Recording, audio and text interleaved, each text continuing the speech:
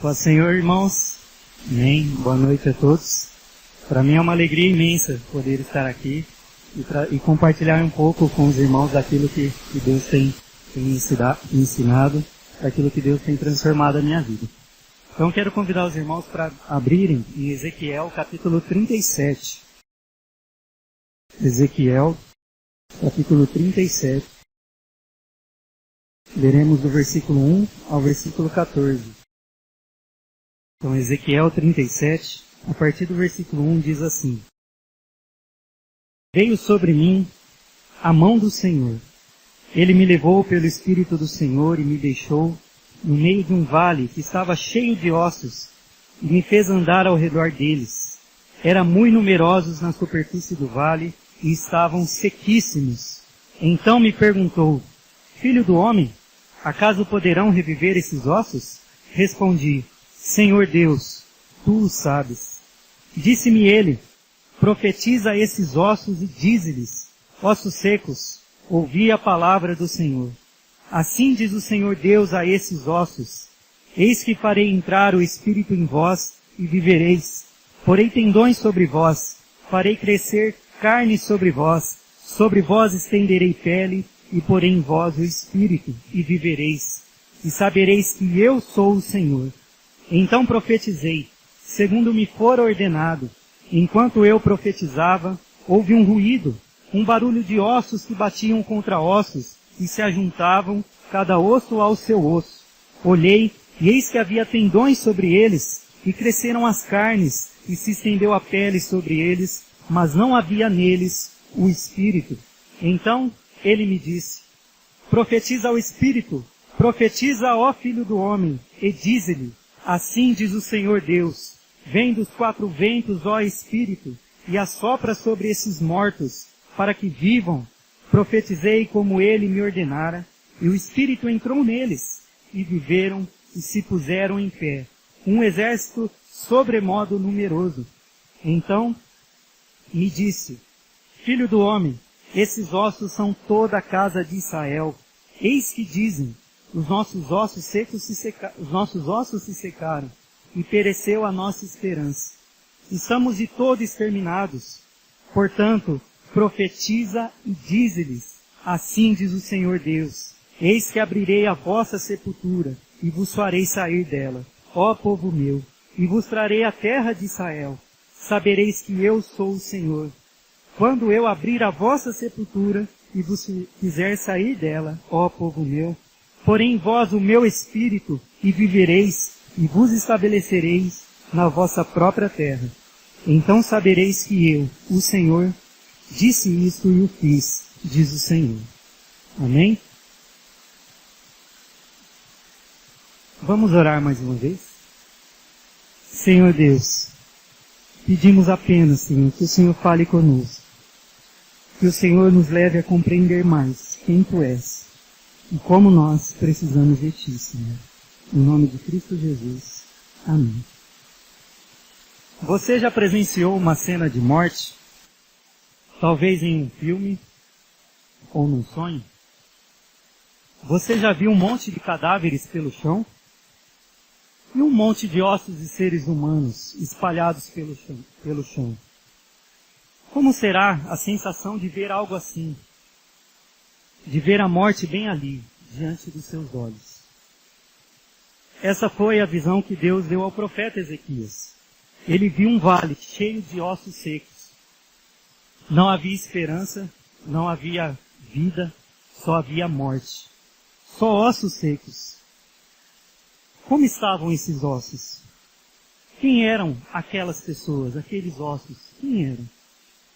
Antes de voltarmos ao texto que nós lemos, irmãos, eu gostaria de falar um pouco sobre o contexto dessa passagem.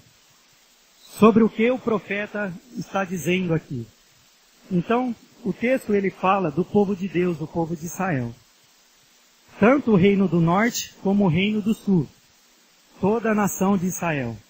O texto está falando desses dois reinos, que estavam mortos espiritualmente.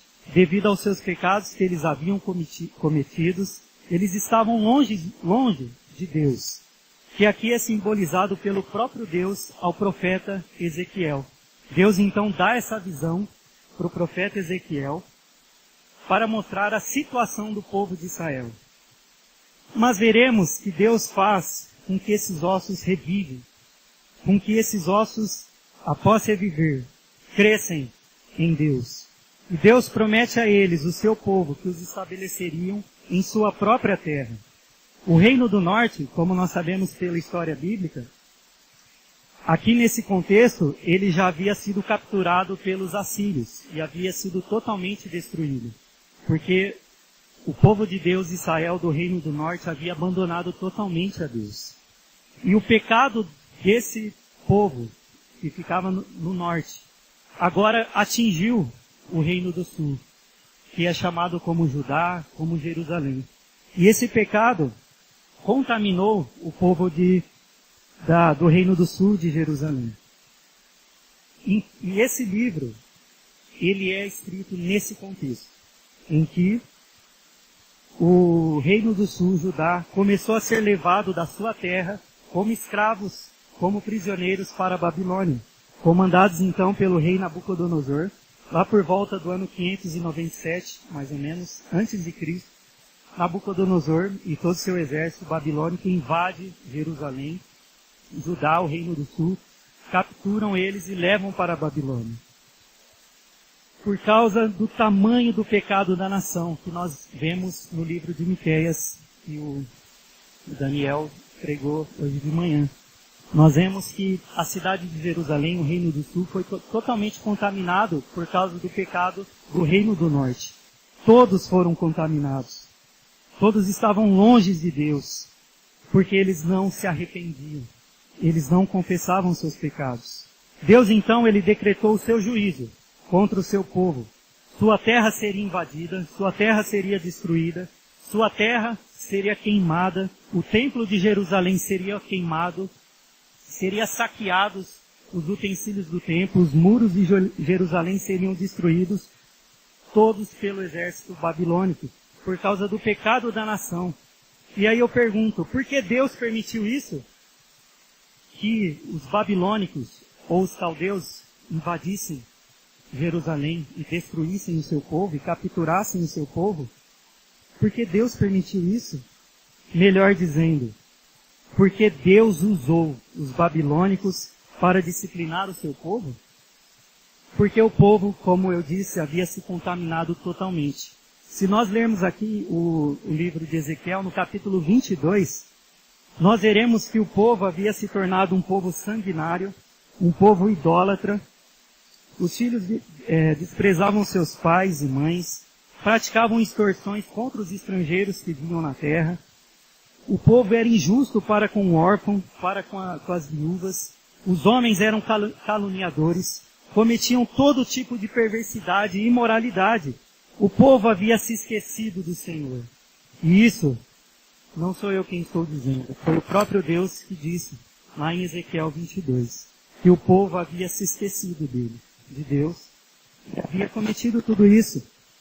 Eles estavam totalmente mergulhados em seus pecados.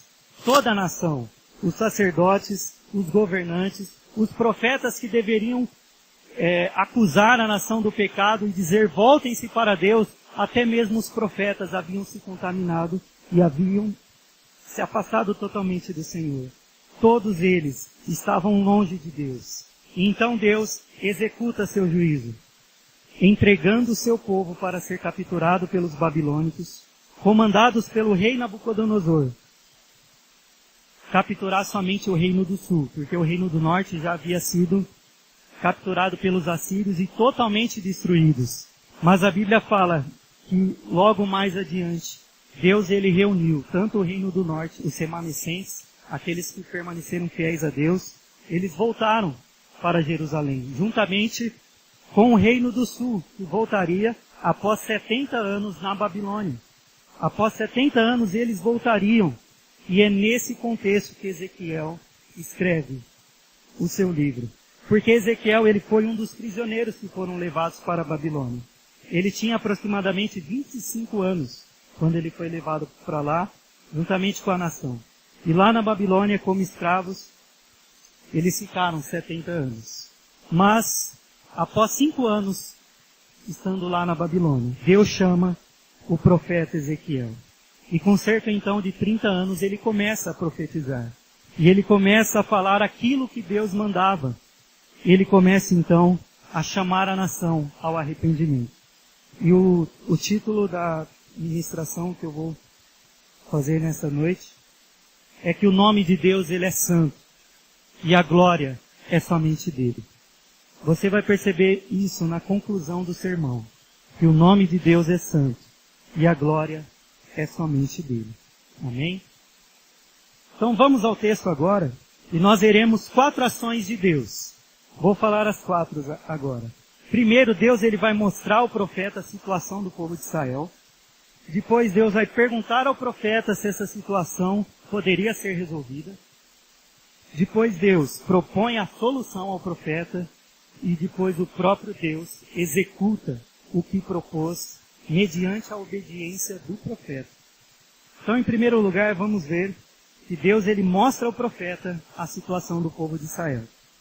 Olhem só para o versículo 1 e o versículo 2. Deus ele conduz o profeta a um vale de ossos secos. Deus ele faz o profeta andar ao redor dos ossos. O profeta vê que eram muitos ossos. E esses ossos estavam sequíssimos. Totalmente secos. Todos esparramados pelo chão. Como se estivessem morridos ali, todos ali, em um campo de batalha há muito tempo. E só restaram os ossos. A cena era horrível. Nessa visão que Deus traz para o profeta, a cena era uma cena de morte.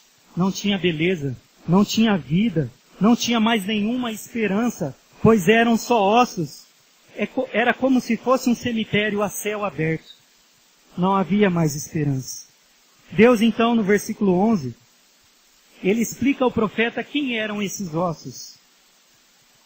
Então me disse, filho do homem, esses ossos são toda a casa de Israel, todos eles, o reino do norte e o reino do sul. E eles estão mortos.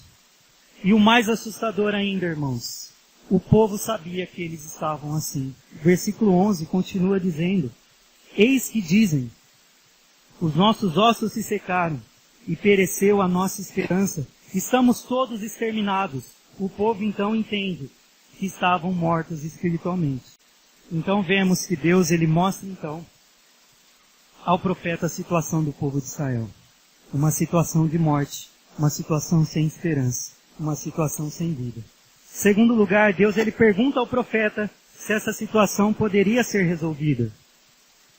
Ele faz essa pergunta ao profeta.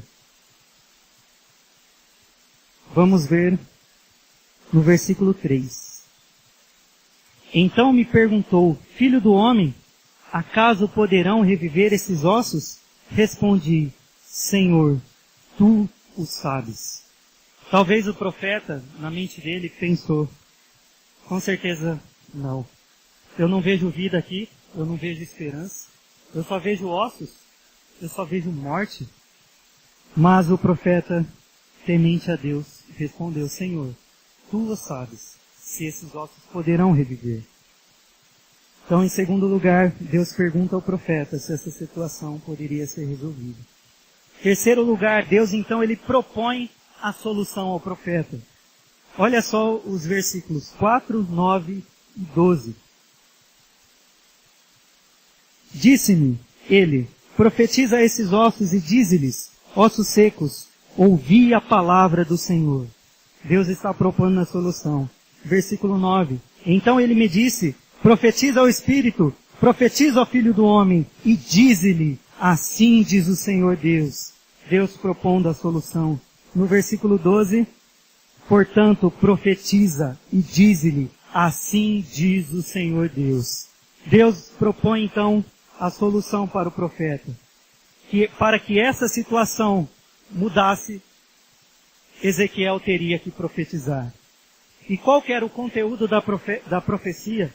Nós vemos que do versículo 4 ao 6, o conteúdo dessa profecia era uma promessa de vida. Ele estava profetizando vida, para que esses ossos revivessem. E ele profetizou outra coisa também, no versículo 12 e no versículo 14. Ele profetizou a restauração completa do povo de Israel. Que eles seriam libertos da escravidão lá da Babilônia e eles voltariam para a sua terra, em Jerusalém. E Deus reconstruiria tudo. Deus então propõe a solução ao profeta. E Ezequiel obedeceu. No versículo 7, a parte A. Então profetizei segundo me fora ordenado. Ezequiel obedece. Versículo 10. Profetizei como ele me ordenara. Ezequiel obedece. Então, quarto lugar, Deus executa o que propôs mediante a obediência do profeta. O que acontecia enquanto ele profetizava, vamos ver no versículo 7 até o 10. O que aconteceu? Então profetizei segundo me fora ordenado. Enquanto eu profetizava, houve um ruído, um barulho de ossos que batiam contra ossos e se ajuntavam, cada osso ao seu osso. Olhei e eis que havia tendões sobre eles, e cresceram as carnes, e se estendeu a pele sobre eles, mas não havia neles o espírito. Então ele me disse, profetiza ao espírito, profetiza, ó filho do homem, e dize-lhe, assim diz o Senhor Deus, vem dos quatro ventos, ó espírito, e assopra sobre esses mortos, para que vivam. Profetizei como ele me ordenara, e o espírito entrou neles, e viveram, e se puseram em pé, um exército sobremodo numeroso. Então, irmãos, o profeta Ezequiel obedeceu, e Deus deu vida a esses ossos. E uma cena incrível, uma cena de morte, agora ele vê uma cena de vida. Aqueles ossos de uma maneira milagrosa se levantam e cada osso começa a se juntar, depois os tendões, depois a carne, por último a pele. Mas o profeta vê que não há vida nesses ossos, apenas um corpo. E aí Deus fala, profetiza ao Espírito, para que o Espírito entre neles e haja vida. Isso me faz lembrar do texto da criação de Gênesis. Quando Deus cria Adão, Deus sopra em suas narinas o fôlego de vida. E Adão se torna então uma alma vivente. O resultado após a profecia, nós vimos que eram muitos ossos secos antes, mas agora é um exército em pé, sobremodo numeroso. Agora eles têm vida. Deus ele fez o que havia prometido, porque Ezequiel obedeceu. O resultado do cumprimento da profecia de volta à terra, que aqui Deus promete, no versículo 13 e 14, que eles voltariam à terra, nós vemos que isso se cumpriu lá no rei Sírio, quando o povo de Jerusalém volta para Judá, que é a história do livro de Neemias. A história da reconstrução dos muros de Jerusalém é o cumprimento da promessa. E Deus disse a eles, eu vou restaurar vocês. Vocês pecaram contra mim. Vocês foram disciplinados por mim. 70 anos ali na Babilônia, mas vocês voltarão. A terra que eu dei a vocês. Deus lembra da promessa que ele fez para Abraão, para Isaac e para Jacó. E Deus, ele cumpre as suas promessas. O nosso Deus é fiel. Amém? E o que nós aprendemos nesse texto, nesses 4 pontos? Em primeiro lugar, nós aprendemos quando Deus ele mostra ao profeta a situação do povo de Israel, Deus ele está dando uma nova esperança para o povo. Nós vimos que antes era a morte e agora eles têm vida. Deus dá uma esperança de restauração, uma esperança de vivificação, uma esperança de eles voltarem à terra natal. E é assim que Deus faz conosco, quando Ele nos mostra a nossa verdadeira condição de pecadores, de alguém imundos perante Ele. Não é para nos acusar, não é para nos colocar para baixo, mas é para nos restaurar. É para nos dar vida. Quando Deus nos mostra a nossa situação, é para que nós possamos nos voltar para Ele. Foi isso que Ele fez aqui com o povo dele. Peça a Deus então, irmão, para Ele te mostrar onde há pecado na sua vida. Talvez você não esteja percebendo certos pecados na sua vida. Talvez você está caminhando, está vivendo, e não tem percebido que você tem ofendido a Deus. Sim, isso é possível. Tamanha cegueira do nosso coração, dos nossos olhos. Ou talvez você até percebeu o pecado, como o povo de Israel. O que nós lemos aqui no versículo 11? Os nossos ossos se secaram e pereceu a nossa esperança. Estamos todos exterminados. Eles viram a situação. Eles sabiam que estavam com pecado. Mas você também talvez saiba que há pecado em sua vida. Talvez você perceba que há pecado em sua vida. Mas como o povo de Israel, talvez ainda você não se arrependeu. Talvez ainda você não confessou os seus pecados. Então, como muitas vezes nós vimos o povo de Israel com um coração duro, com um coração resistente, por isso que Deus executa a disciplina, muitas vezes nós temos o nosso coração duro, o nosso coração resistente à voz de Deus e não queremos nos arrepender. Queremos viver da nossa maneira, queremos fazer a nossa vontade, não queremos mudar. Peça então para que Deus transforme a sua vida nesta noite. Talvez alguém até já te falou que você está fazendo é pecado e você talvez ainda não esteja enxergando. Ore a Deus e peça para que Ele abra os seus olhos, para que Ele mostre o seu pecado, para que Ele restaure a sua vida, para que Ele te leve para perto dele. Amém? Segundo lugar, então, o que nós aprendemos quando Deus ele pergunta ao profeta se essa situação poderia ser resolvida?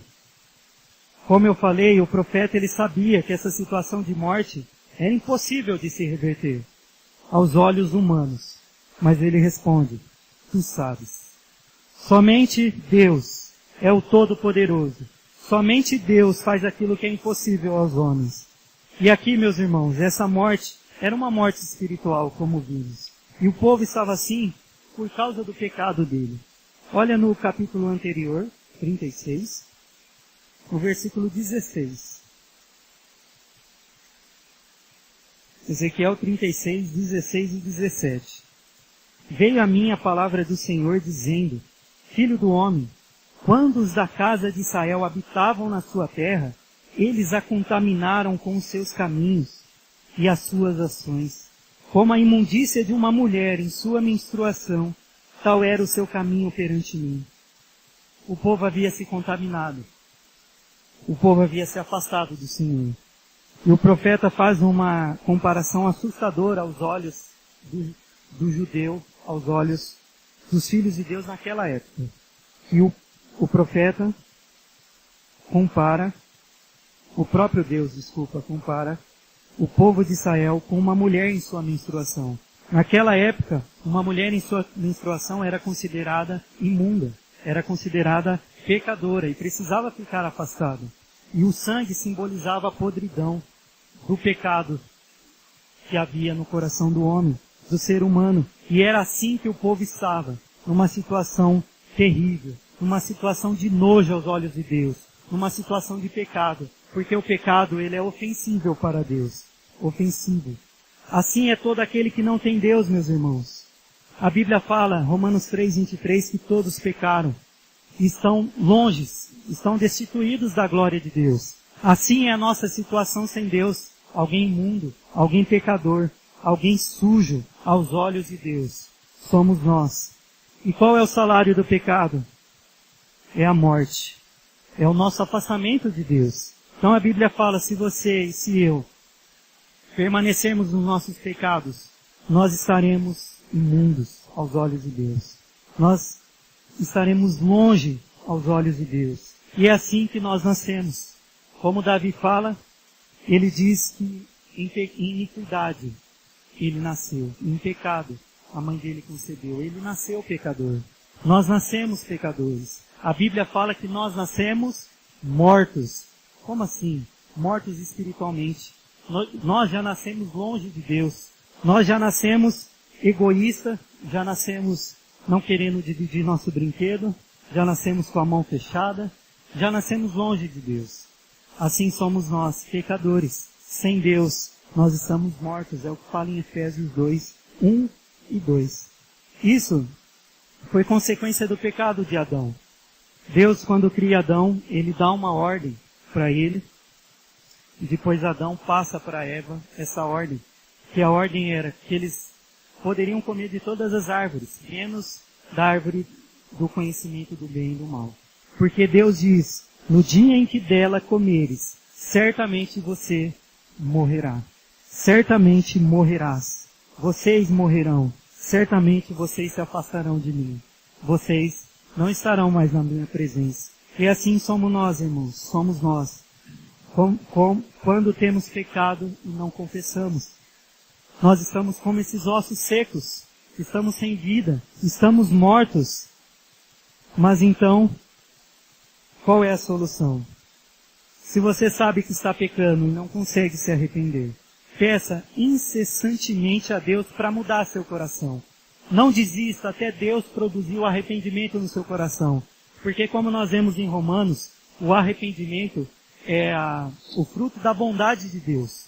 Se Deus nos concede arrependimento, se a gente se arrepende dos nossos pecados, é porque Deus foi bom para conosco, nos dando arrependimento, nos dando a fé que também vem dele, para que a gente se aproxime dele.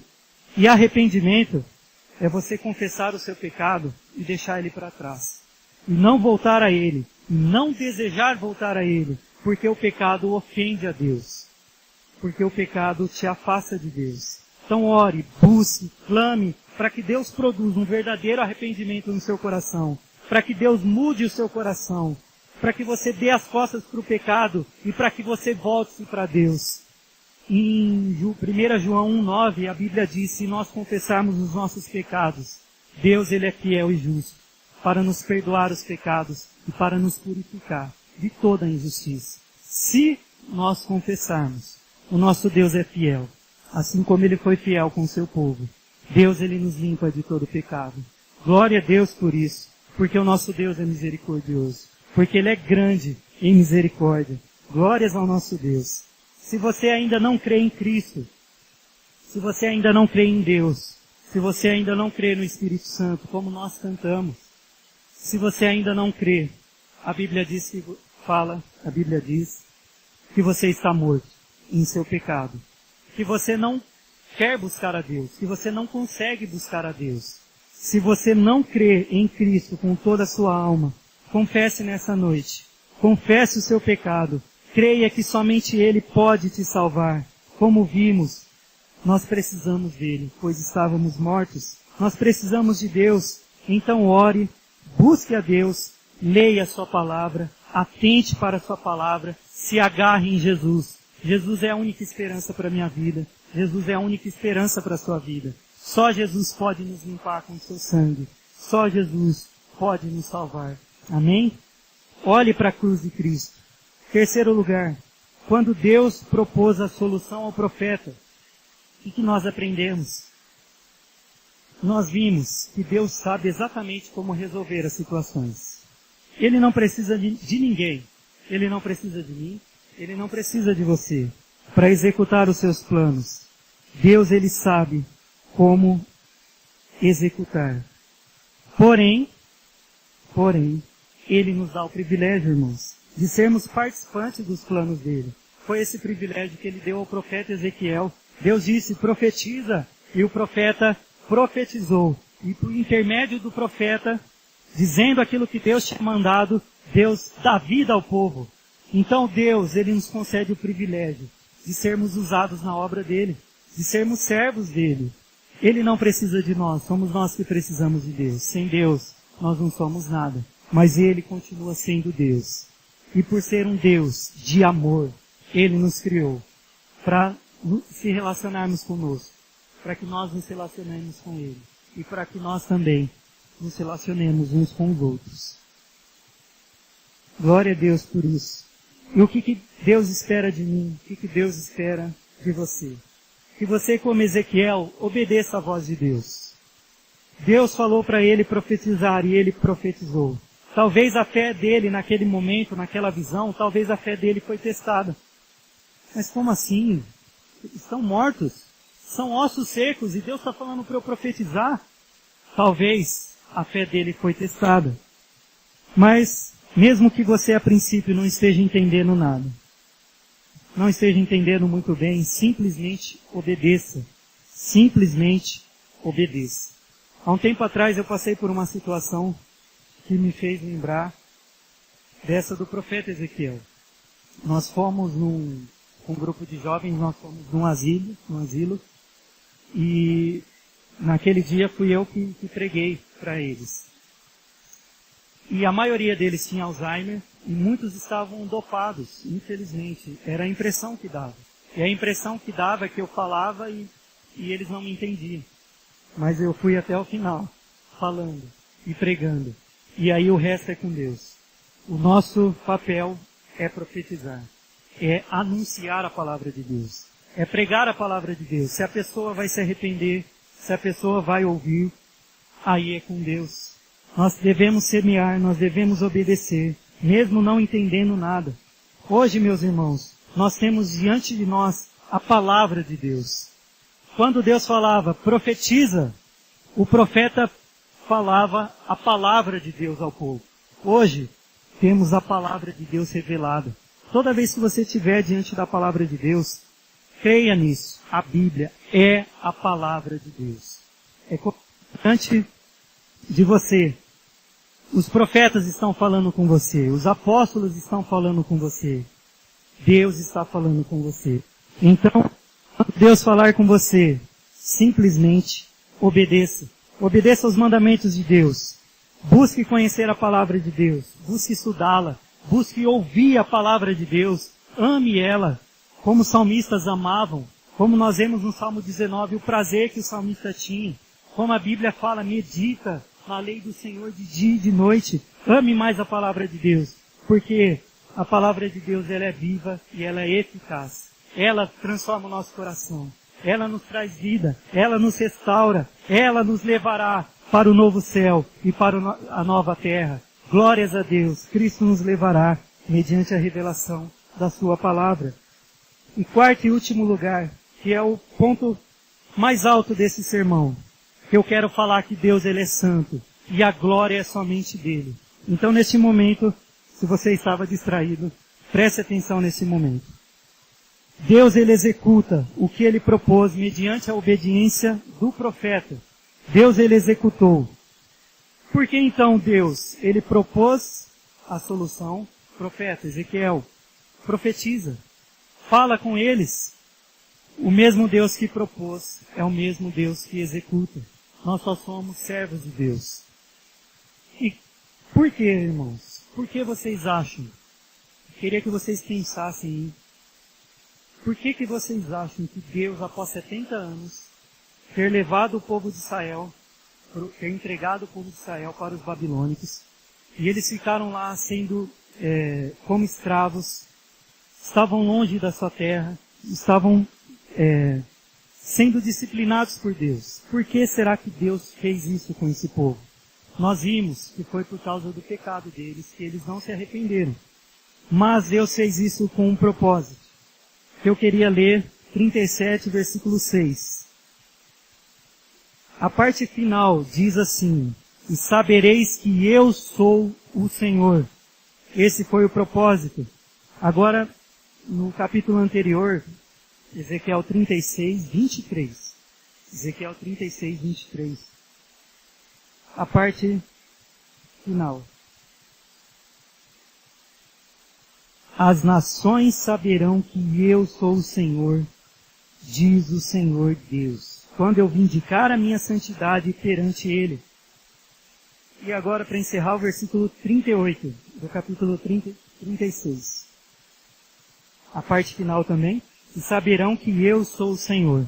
O propósito de Deus em restaurar a nação de Israel, em devolver a terra para a nação de Israel, em libertar eles da escravidão, foi para que eles soubessem, que o povo soubesse e que as outras nações soubessem que Deus, ele era o Senhor. Deus é o Senhor acima de tudo e acima de todos. Ele é o Deus Todo-Poderoso e Deus, ele é santo. E ele tem um zelo enorme, enorme ao nome dele. Olha só, por 2 vezes Deus repete, Ezequiel 36, versículo 22 e 32. Ezequiel 26, versículo 22. Dize, portanto, a casa de Israel, assim diz o Senhor Deus, não é por amor de vós que eu faço isto, ó casa de Israel, mas é pelo meu santo nome que profanaste entre as nações, para onde fosses. Versículo 32, Deus vai enfatizar: não é por amor de vós, fique bem entendido que eu faço isso, diz o Senhor Deus. Envergonhai-vos e confundi-vos por causa dos vossos caminhos, ó casa de Israel. Por 2 vezes Deus repete: não é por amor de vós que eu estou fazendo isso, ó casa de Israel. Não é por amor de vós que eu estou restaurando vocês. Não é por amor de vós que eu estou libertando vocês e levando para a terra de vocês, para Israel, para Judá, para Jerusalém. Mas é pela honra ao meu próprio nome, pois eu sou santo. Por que Deus faz isso, meus irmãos? Porque devido a o tamanho pecado do povo de Israel, a contaminação do povo de Deus, as outras nações olhavam para o povo de Deus, olhavam para o povo de Israel e dizem: vocês que são servos do Senhor, nós não vemos diferença nenhuma. As outras pessoas que são servos dos outros deuses, dos deuses pagãos. Então a nação estava envergonhando o nome de Deus. E aí, talvez as nações pensassem: por que eu vou servir a Deus, se o povo de Deus é igualzinho aos outros povos? Por que eu vou servir a Deus? Deus por honra ao seu próprio nome, porque o nosso Deus é santo. A Bíblia diz que Ele não divide a glória dele com ninguém. O nosso Deus é santo, o nosso Deus é soberano, e o seu povo havia profanado, o seu povo havia manchado o seu nome perante as outras nações. E então, por amor ao seu próprio nome, Deus iria restaurar o seu povo, vivificando-os, dando vida a eles, santificando o seu povo e fazendo o seu povo retornar para a sua terra. Deus é digno de toda a glória. Amém? Eu queria ler com os irmãos agora um versículo um pouco longo, que está em Ezequiel 36, do 20 ao 32. Leremos toda essa passagem.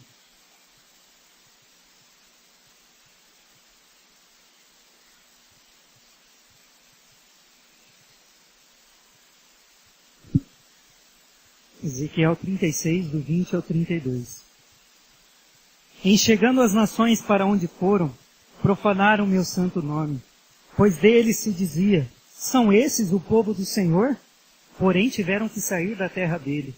Mas tive compaixão do meu santo nome. Tive compaixão do meu santo nome, que a casa de Israel profanou entre as nações para onde foi. Dize, portanto, a casa de Israel: assim diz o Senhor Deus: não é por amor de vós que eu faço isso à casa de Israel, mas pelo meu santo nome que profanasse entre as nações, para onde fostes, vindicarei a santidade do meu grande nome, que foi profanado entre as nações, o qual profanaste no meio delas. As nações saberão que eu sou o Senhor, diz o Senhor Deus, quando eu vindicar a minha santidade perante elas. Tomar-vos-ei de entre as nações, e vos congregarei de todos os países, e vos trarei para a vossa terra. Então aspergirei água pura sobre vós, e ficareis purificados de todas as vossas imundícias, e de todos os vossos ídolos vos purificarei. Dar-vos-ei coração novo, e porei dentro de vós espírito novo. Tirarei de vós o coração de pedra, e vos darei coração de carne. Porei dentro de vós o meu espírito, e farei que andeis nos meus estatutos. Guardeis os meus juízos, e os observeis. Habitareis na terra que eu dei a vossos pais. Vós sereis o meu povo, e eu serei o vosso Deus. Livrar-vos-ei de todas as vossas imundícias. Farei vir o trigo e o multiplicarei, e não trareis fome sobre vós. Multiplicarei o fruto das árvores e a novidade do campo, para que jamais recebais o opróbrio da fome entre as nações. Então vos lembrareis dos vossos maus caminhos e dos vossos feitos que não foram bons. Tereis nojo de vós mesmos por causa das vossas iniquidades e das vossas abominações. Não é por amor de vós, fique bem entendido, que eu faço isso, diz o Senhor Deus. Envergonhai-vos e confundi-vos por causa dos vossos caminhos, ó casa de Israel. O nosso Deus é santo. O nosso Deus é digno de honra. O nosso Deus, Ele é digno de glória. Como você tem vivido a sua vida? Você tem santificado o nome de Deus? Você tem usado o nome de Deus em vão? As pessoas olham para você e falam, eu não vou na igreja daquele rapaz, eu não vou na igreja daquela menina. Ele diz que serve a Deus, mas a sua vida continua a mesma que a minha. Era isso que o povo de Israel estava fazendo. Eu, você, temos dado um bom testemunho, seja na nossa família, seja no trabalho, na escola, na faculdade, na vizinhança, no convívio com os nossos amigos. Nós temos dado um bom testemunho. O povo de Israel, meus irmãos, após essa restauração, eles soubem quem era Deus. Deus falou que ia ser assim. Sabereis que eu sou o Senhor. Mas como assim? O povo de Israel não já sabia quem era Deus? Deus, ele se revela mais ao povo de Israel. E quando ele diz, sabereis que eu sou o Senhor, ele está dizendo, vocês vão me conhecer mais. Vocês vão saber que eu sou santo. Vocês vão saber que o pecado me traz nojo. Que o pecado, eu não tenho convívio, eu não tenho laço com o pecado. Após a restauração, a nação soube mais quem era Deus. E assim é comigo e com você. Precisamos conhecer mais a Ele. Você tem buscado conhecer a Ele? Você tem buscado conhecer mais a palavra dEle? Por que você vem na igreja? Porque você acha legal? Porque você se sente em paz? Ou porque você ama a Deus? Ou porque você quer glorificar a Deus? Ou porque você quer servir a Deus? Deus quer um compromisso conosco, irmãos. Mais profundo, mais sincero. Você sabe realmente quem é Deus? Você sabe o que Ele pensa a seu respeito? Você sabe o que Ele faria se Ele estivesse no seu lugar? Lá no trabalho, na família, lá na escola? Deus aqui não está sendo nem um pouco arrogante, meus irmãos. Porque Deus já tinha mostrado o amor que Ele tinha para o povo. Deus já tinha guardado, Deus já tinha protegido. Nós vemos em toda a história bíblica o povo pecando contra Deus e Deus mostrando o seu amor. Deus libertando o povo da escravidão do Egito. E lá no deserto, o povo pecando contra Deus e Deus tendo misericórdia através de Moisés. Deus, no tempo dos juízes, vinha um juiz bom, pregava a palavra de Deus, o povo se arrependia, o povo voltava para Deus. Morria aquele juiz, o povo voltava no pecado novamente e Deus perdoava e Deus restaurava. Deus é um Deus de amor, meus irmãos. Mas aqui, nesse contexto, aqui o que está em jogo é o nome de Deus. Deus não negocia o nome dele. Deus, ele é santo e nós devemos dar glória somente a Ele. Nós devemos honrar o nosso Deus. Tema mais a Deus do que as pessoas. Isso é o grande mal que todos nós temos. Muitas vezes nós tememos mais as pessoas do que a Deus. Deveria ser ao contrário, porque a Bíblia fala, terrível é aquele que cai na mão de Deus. Deus, ele tem o poder de jogar a nossa alma no inferno ou nos salvar, nos levar para a nova terra. Mas nós não devemos servir a Ele por medo. Não, eu vou me arrepender, eu vou servir a Deus porque eu não quero ir para o inferno. Não, Deus espera de nós um relacionamento mais íntimo, um relacionamento mais profundo. Deus, ele quer que nós sirvamos, que nós obedeçamos a Ele, não por religiosidade, por uma falsa religiosidade, mas por uma verdadeira religiosidade. Por um desejo imenso de estar perto dEle, de querer estar perto dEle, porque é isso que significa a palavra religião. É nos religarmos com Deus. Que você possa desejar se religar com Deus. O nosso temor deve ser o seguinte: se as pessoas têm visto Deus em minha vida ou não. Se as pessoas têm visto Deus na sua vida ou não. Isso deve estremecer o nosso coração. Saber que Deus zela pelo nome dEle. Saber que Deus é santo. Isso tem que estremecer o seu coração, irmão. Isso tem que estremecer o meu coração. Saber que nós estamos diante de um Deus santo. Sabemos que estamos diante de um Deus poderoso. De um Deus que é justo. Mas diante de um Deus que nos ama. Diante de um Deus que é misericordioso para conosco. Deus é justo, Deus é bom, Deus é soberano sobre toda a terra. Ele é o Criador e nós somos o seu povo.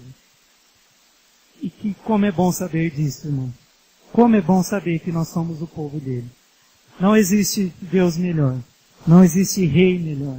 Não existe Senhor melhor. Não existe Pai melhor que o nosso Deus. É muito bom estar nas mãos dele.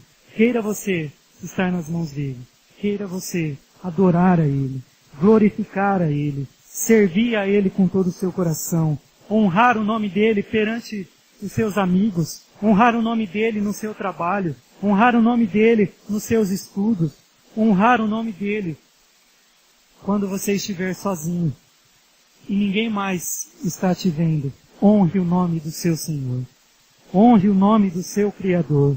Honre o nome do seu Pai, aquele que te ama e aquele que tem cuidado e protegido de você. Amém? Glórias a Deus, irmãos. Queria convidar os irmãos a fecharem os seus olhos e pensasse um pouco como tem estado a sua vida.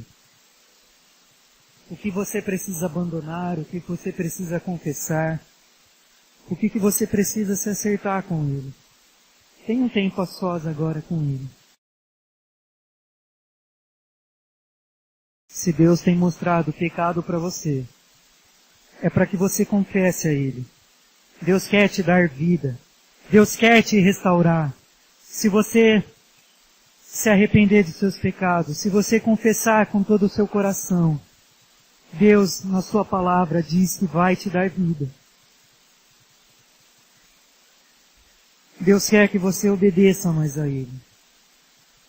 Deus deseja que você sirva mais a Ele. Deus deseja que você glorifique mais a Ele. Deus deseja estar mais perto de você, falar mais com você, transformar mais a sua vida, mudar o seu coração. Deus deseja te dar vida. Deus deseja te dar uma nova esperança, se você tem crido, se você tem fé, se você se arrepende dos seus pecados. Deus te dá vida, Deus te dá esperança, Deus te dá ânimo para que você volte para Ele, para que você sirva a Ele, para que você esteja mais perto dEle.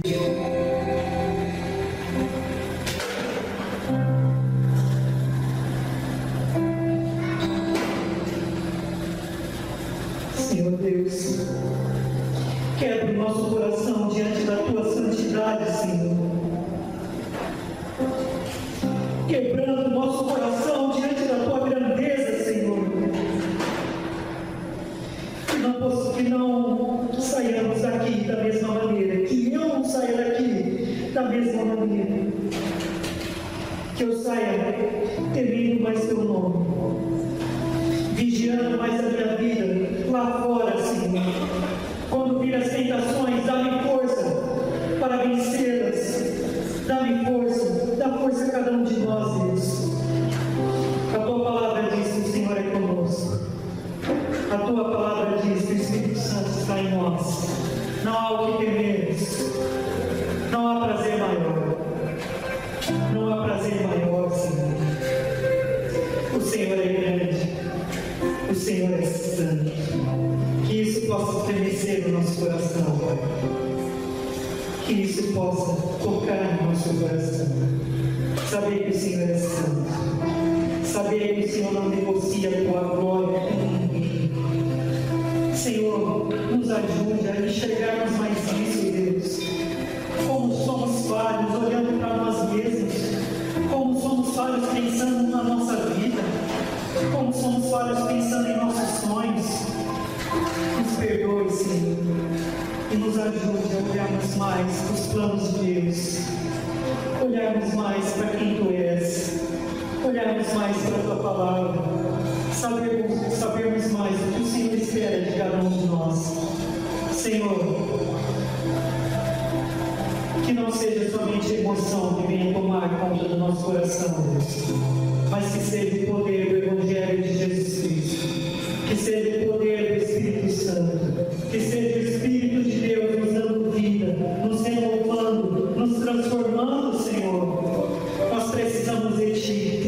pesadamente, Senhor. Assim como a corça anseia pelas águas, porque o predador vai pegá-la, e porque ela tem muita sede, Senhor. Que nós também possamos ter sede de Ti, possamos desejar a Tua presença, possamos desejar estar com o Senhor. Senhor, ajuda-nos, Pai, a cada dia, Pai, a cada dia, não somente hoje, mas a cada dia buscarmos mais o Senhor, em oração e em meditação da Tua palavra. Nos perdoe, Senhor, porque muitos de nós, inclusive eu, estamos muito longe daquilo que o Senhor deseja para nós, Deus. Muito longe, Senhor. Muito longe, Deus. Perdoa os nossos pecados. Perdoa a nossa vida, Deus. Nos leve para perto de Ti, Pai. Nos leve para perto de Ti. Queremos a Tua presença. Queremos a Tua glória. Queremos bendizer e exaltar somente o Teu nome. A Ti a glória, hoje e para sempre, na igreja e em Cristo Jesus eternamente. Amém. Louvado seja o Teu nome, Senhor. Amém.